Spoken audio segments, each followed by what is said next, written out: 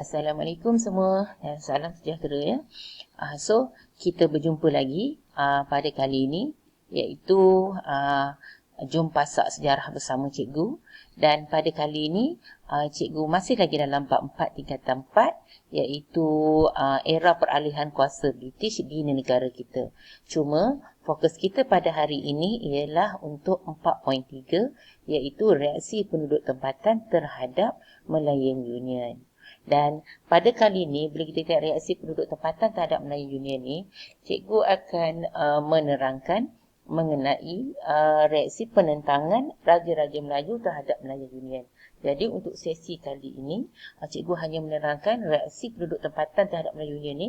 Cikgu hanya ambil the first part sahaja iaitu penentangan Raja-Raja Melayu terhadap Melayu Union. Sebab kalau ikut pada tajuk ni memang agak panjang sedikit lah.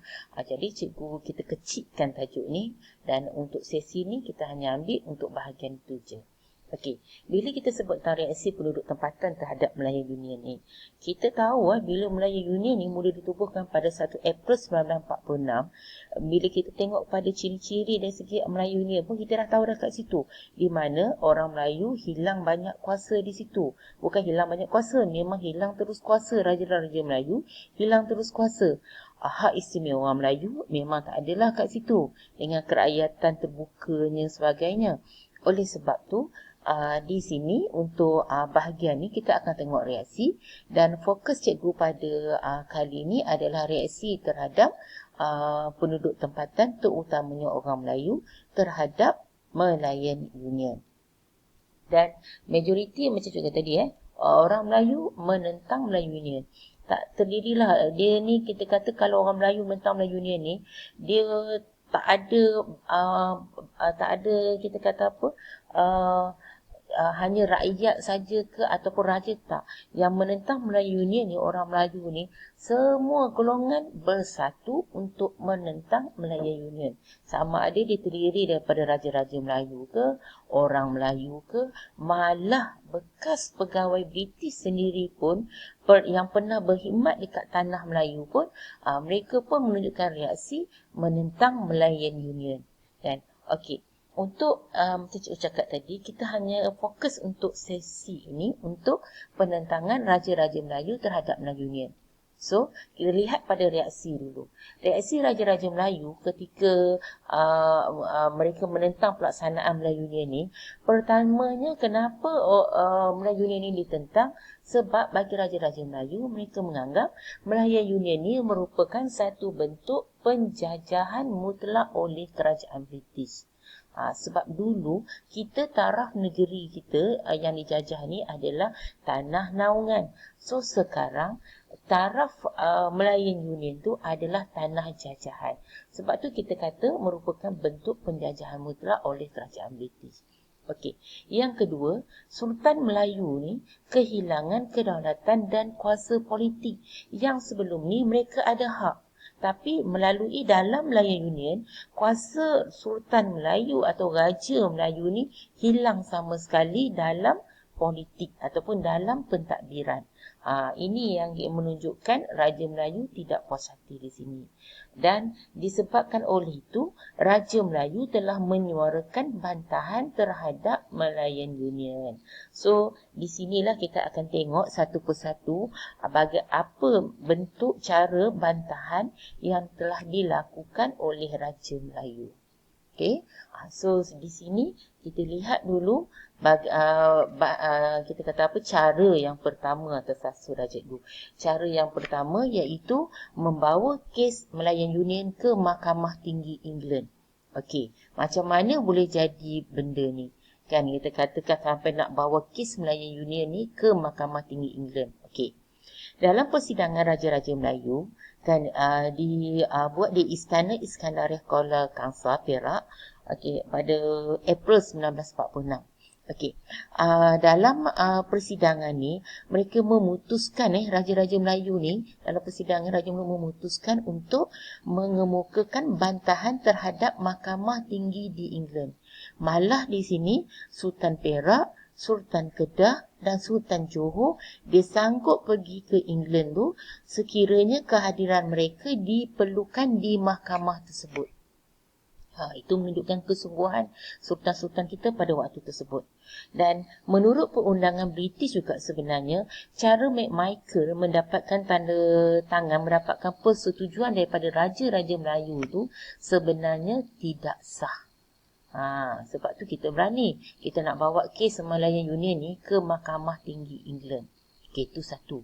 Nak bawa kes Mahkamah Malayan Union ke Mahkamah Tinggi England. Okey. Kita tengok pula cara kedua, cara bantahannya Raja Melayu. Cara yang kedua ialah Raja-Raja Melayu ni mula menghantar surat bantahan ke London. Tak puas hati kan? Jadi mereka hantar surat bantahan ke London. Contohnya macam Sultan Perak, Sultan Kedah, Sultan Johor, hantar surat bantahan kepada George Henry Hall di mana mereka mendakwa bahawa mereka ni telah diperdayakan oleh McMichael. Dan kemudiannya beberapa orang raja Melayu lagi telah mendakwa bahawa mereka ni telah diugut untuk menurunkan tanda tangan mereka di situ. Malah mereka meminta supaya persetujuan yang dah ditandatangan tu dibatalkan ataupun kita kata dimasukkan. Di sini kita lihat pula kan tindakan yang dilakukan oleh Tuanku Syed Putra Jamaludin ni, apa yang dibuat, dia hantar telegram, baginda telah menghantar telegram ke London di mana dalam telegram tersebut beliau menyatakan bahawa baginda tidak diberi peluang untuk mendapatkan nasihat daripada pembesar ketika memberikan persetujuan tersebut. Jadi kita nampak di sini semua sultan-sultan yang ada dekat tanah Melayu ni kan mula bergabung dan dia orang masing-masing menghantar surat bantahan ke London untuk menyatakan yang mereka ni telah diperdaya, mereka ni telah diugut, mereka ni tidak diberi peluang untuk dapatkan nasihat daripada pembesar. Kan? So ini ini cara yang kedua, iaitu Raja-Raja Melayu kita menghantar surat bantahan. Okey, manakala cara yang ketiga pula yang dilakukan oleh pembesar kita, Raja Melayu kita, ialah dengan menyokong Kongres Melayu yang telah diadakan. Okey. Di sini kita lihat Kongres Melayu ni diadakan adalah untuk menunjukkan kesungguhan orang Melayu menentang Melayu Union ni. Jadi kita lihat sini bila kesungguhan orang Melayu, Raja-Raja Melayu juga dia pun bersungguh juga untuk menyokong Kongres Melayu. Contoh kita boleh ambil pada Sultan Hisamuddin Alam Shah, iaitu Sultan Selangor, di mana baginda telah mendermakan 15,000 kepada Persatuan Melayu Selangor yang pada waktu tersebut menjadi tuan rumah kepada Kongres Melayu yang pertama ni. Dan baginda juga yang merasmikan kongres tersebut. Jadi kita nampak di sini Raja-Raja Melayu pun menyokong Kongres Melayu. Dan maksudnya mengambil, melibatkan diri jugalah dalam Kongres Melayu ni. Okey. Dan yang keempat, kan? Yang keempat kita boleh nampak dari segi peranan wanita. Okay. Di mana di sini Permaisuri Perak telah memimpin gerakan menentang Malayan Union. Menunjukkan kehebatan kaum wanita lah, bukan je lelaki je. Wanita pun menunjukkan kita kata perjuangan mereka juga. Okey, ini berlaku apabila pada 28 Mei 1946 ahli Parlimen British tiba dekat Kuala Kangsar, Perak. Kan? Okey, di sini bila ahli parlimen British sampai di sini, maka diadakan satu perhimpunan besar-besaran di Padang Bandar di Raja Kuala Kangsar. Okey, bila diadakan ni menunjukkan perhimpunan ni secara tak langsung menunjukkan raja dengan rakyat ni bergabung untuk menentang Malayan Union. Malah pada waktu ni kita tengok Tuanku Permaisuri Perak, iaitu Raja Perempuan Kalsum, apa yang Raja Permaisuri Perak ni buat telah mengetuai barisan hadapan perarakan bersama-sama dengan wanita negeri Perak ni. Dan apa yang dibuat lagi dalam perarakan tersebut, mereka ni telah kita kata telah berjalan melintasi Raja-Raja Melayu, ahli parlimen yang datang tadi tu, ahli parlimen British tu, dengan pemimpin-pemimpin Melayu yang ada dekat atas pentas tu. So dia orang melintasi pentas tersebut. Ini menunjukkan apa? Yang menunjukkan rasa penentangan lah yang ditunjukkan terhadap Melayan Union. Kan, bila kaum perempuan ni, kita kata lalu di depan pentas tu yang diketuai oleh Permaisuri Perak ni, inilah yang menimbulkan barisan yang lain ni, Raja-Raja Melayu yang lain ni yang berada di atas pentas tu, pemimpin-pemimpin Melayu tu rasa bangga dengan apa yang telah, semangat yang telah ditunjukkan oleh Tuanku Permaisuri Perak ni.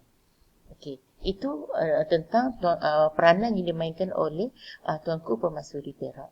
Okey, dan yang akhir sekali adalah tentang memulaukan upacara pelantikan Gubernur Melayan Union. Okey, apa yang Raja-Raja Melayu buat?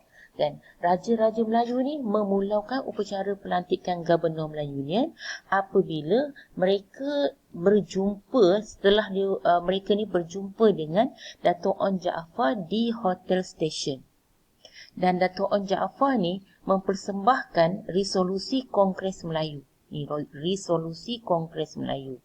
Dan dalam resolusi Kongres Melayu tu memohon untuk Raja-Raja Melayu bersama dengan rakyat supaya memboikot upacara pelantikan Gubernur Melayan Union. Dan pada waktu yang sama juga rakyat ni kan, orang-orang Melayu ni, diorang berhimpun dekat Hotel Station melaungkan daulat tuanku dengan hidup Melayu. Dan Raja-Raja Melayu pada waktu ni pun terus nekat jugalah untuk apa? Untuk memulaukan pelantikan Gubernur Melayan Union, iaitu pada waktu tu Gubernur yang akan lantik tu pegawainya ialah Sir Edward Gen. Dan kemudiannya mengadakan sidang akhbar.